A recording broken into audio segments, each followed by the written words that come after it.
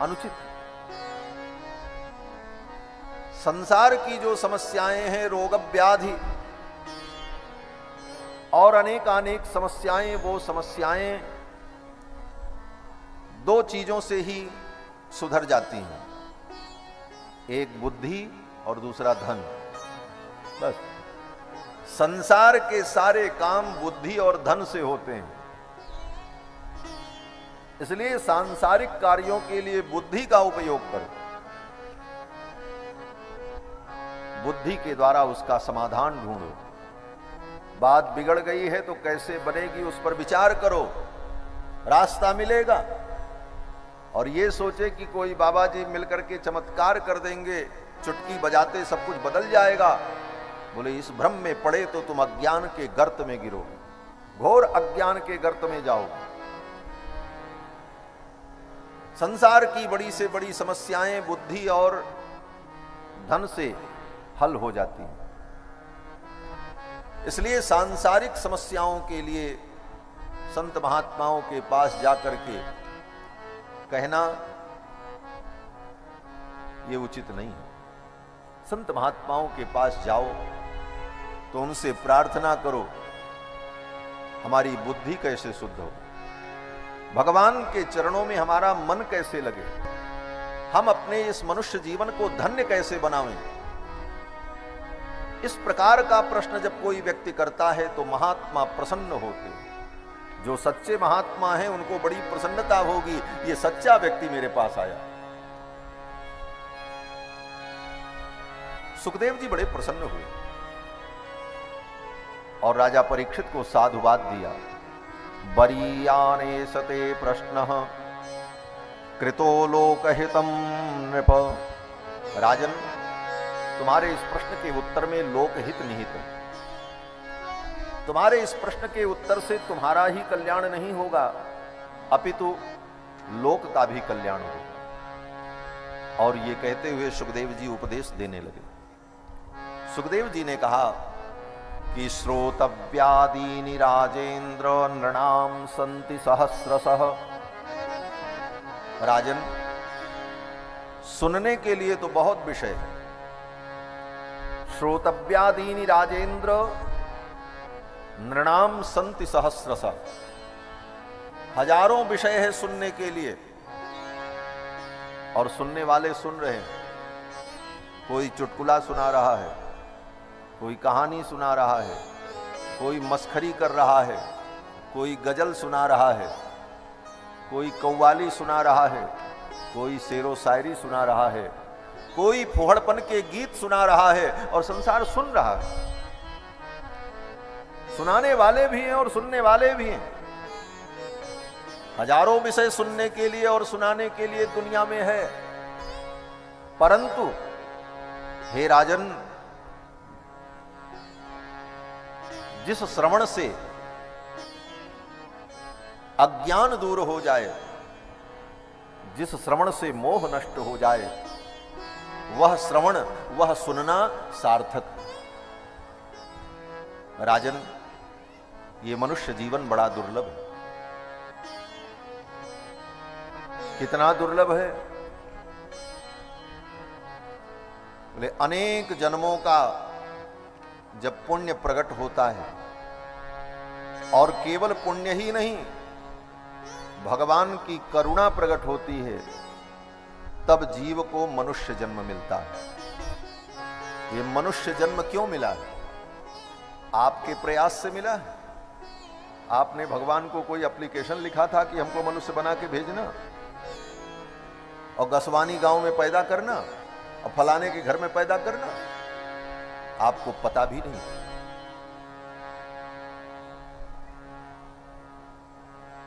लेकिन भगवान ने कृपा करके मनुष्य जीवन दिया। ये भगवान की कृपा है। लोग कहते हैं भगवान की कृपा मेरे ऊपर नहीं है। भगवान की कृपा तो खूब है, लेकिन उस कृपा का तुम अनुभव नहीं कर पा रहे। कृपा तो हर क्षण भगवान की है। पहली कृपा यह है कि तुम इस धरती पर हो, यह भगवान की कृपा है। उनकी कृपा न होती तो तुम रहते कुत्ता बिल्ली गधा बन करके कहीं घूमते रहते। हाँ? लाखों जोनियां हैं, अनेक अनेक योनियों में अनेक अनेक जीव भ्रमण कर रहे हैं। हम आप भी कहीं पशु योनि में पड़े होते, लेकिन भगवान की पहली करुणा भई, सबसे बड़ी करुणा की भगवान ने मनुष्य बनाया। एक करुणा का अनुभव करो। फिर इससे भी ज्यादा करुणा भगवान की क्या हुई? बोले मनुष्य बनाया, लेकिन मनुष्य में भी भारतवर्ष में पैदा किया। नहीं तो पैदा कर देते अफ्रीका में, अफ्रीका के जंगल में पड़े रहते, जुगांडा में। हाँ?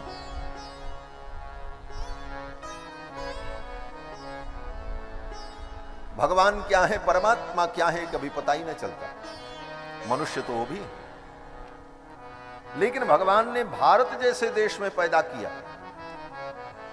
इस धरती पर सर्वोत्तम भूमि अगर कोई है तो भारतवर्ष है। यद्यपि सब भूमि अखंड है, परंतु उस अखंड भूमि में भी भारतवर्ष जो खंड है, भारतवर्षे भरतखंडे, ये खंड कितना पवित्र है। बोले इसी से आप अंदाजा लगा लो कि भगवान भी इस धरती पर आते हैं तो भारतवर्ष में ही आते हैं, अमेरिका जापान में नहीं पैदा होते। भगवान भी अवतार लेते हैं तो भारत में ही अवतार लेते हैं। आप कहोगे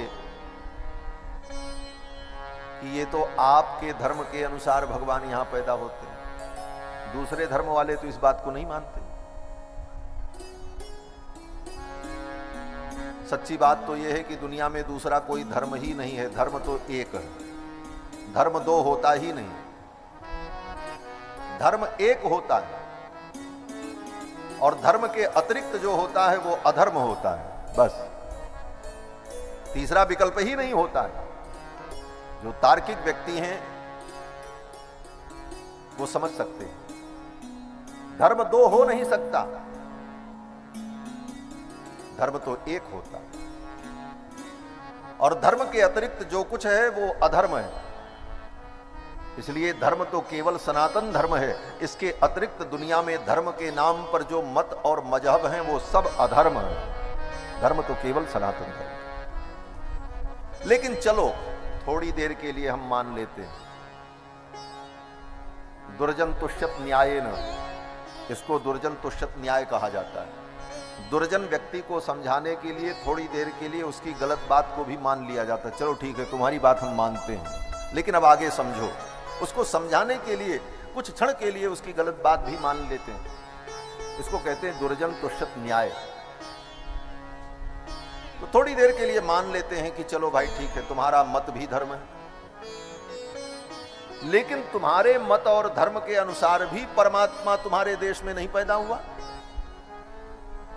इस्लाम से पूछो, इस्लाम धर्म के अनुयायियों से पूछो, तुम्हारा अल्लाह, तुम्हारा वो खुदा तुम्हारे उस देश में पैदा हुआ? कहते नहीं, वो खुदा तो सातवें आसमान पर एक तख्त पर बैठा रहता है, वो यहां धरती पर नहीं आता। वो अपने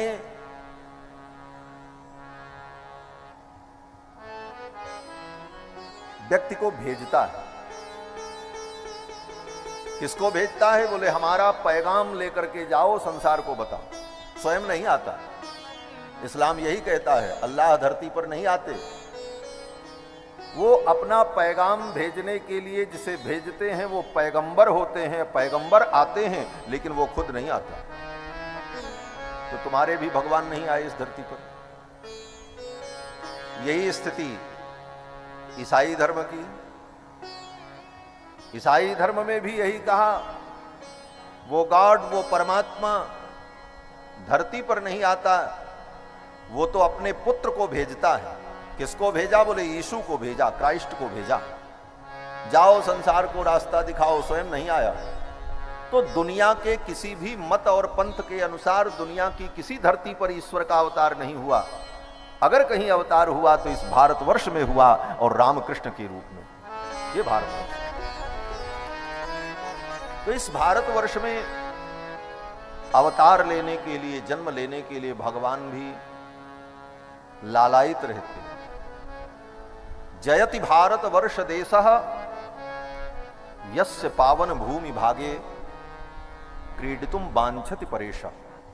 परमात्मा भी जिस पावन भूमि में क्रीड़ा करने के लिए वांछा करता है, आकांक्षा रखता है, ऐसा ये भारतवर्ष, ऐसे भारतवर्ष में भगवान ने तुमको जन्म दिया, ये क्या कृपा कम है। और उसके बाद भारतवर्ष में भी सनातन धर्मावलंबी के कुल में जन्म दिया, नहीं तो बना देते मलेच्छ, बैठ करके पंचर बनाते रहते। भगवान ने सनातन धर्मावलंबी के कुल में जन्म दिया। सनातन धर्म की हिंदू संस्कृति, पावन संस्कृति में वर्णाश्रम धर्म को मानने वाले इस वैदिक धर्म में कुल में जन्म दिया। ये भगवान की तीसरी कृपा। उसके बाद हाथ, पैर, नाक, कान, आंख, सारे अंग भगवान ने सुरक्षित दिए, ये उससे भी बड़ी कृपा।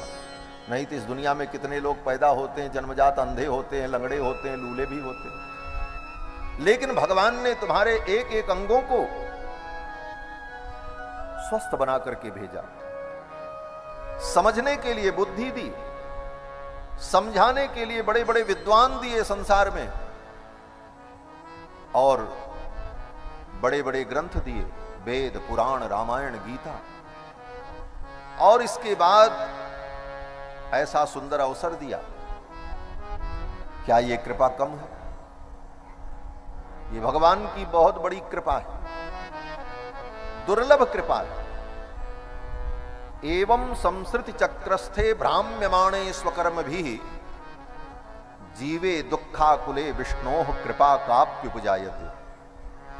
संसार चक्र में भ्रमण करते हुए कर्मों के परिणाम स्वरूप जीव को विविध योनियों में भोग भोगते हुए देखकर भगवान के हृदय में जब करुणा उत्पन्न होती है, तब भगवान उस जीव को भारत जैसे देश में हिंदू सनातन संस्कृति के कुल में जन्म देते हैं, तुम्हें एक अवसर देते हैं कि तुम अपना कल्याण करो। ये भगवान की बहुत बड़ी कृपा है।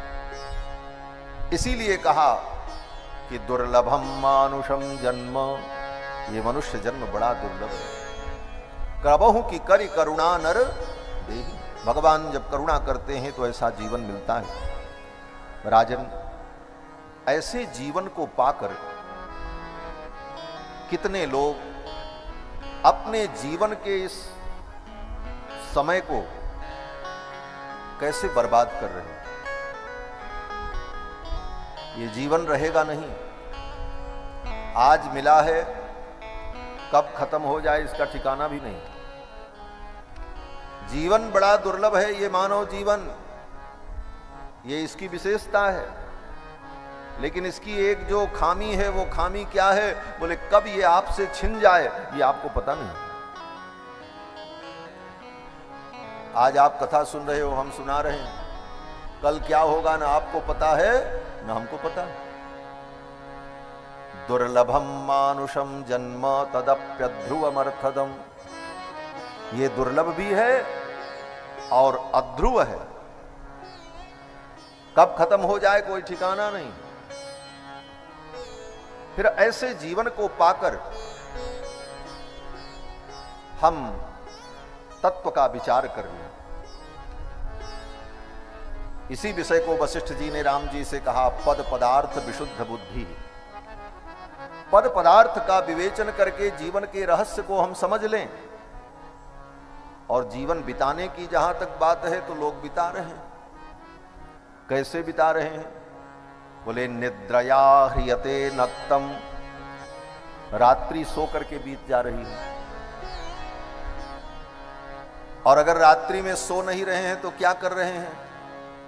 बोले व्यवायेन च वावयः, रात्रि में अगर जगते भी हैं तो क्या करते हैं? बोले कोई अच्छा काम नहीं करते, चोरी, बदमाशी, लूट, भोग विलास, इसमें रात बीत जाती है।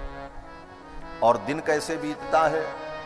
बोले दिवाचार्थे हया राजन कुटुंब भरणेन च, दिन बीत जाता है कुटुंब का भरण पोषण करने में। परिवार का पोषण कैसे करें। रात बीत गई सोकर, दिन बीत गया पेट भरने का उपाय करने में, भरण पोषण में, और इसी में जिंदगी चली जाती है। चली जा रही है उम्र धीरे धीरे, बचपन भी बीता, जवानी भी बीती, बुढ़ापे का होता असर धीरे धीरे। इसी में जीवन चला जाता है।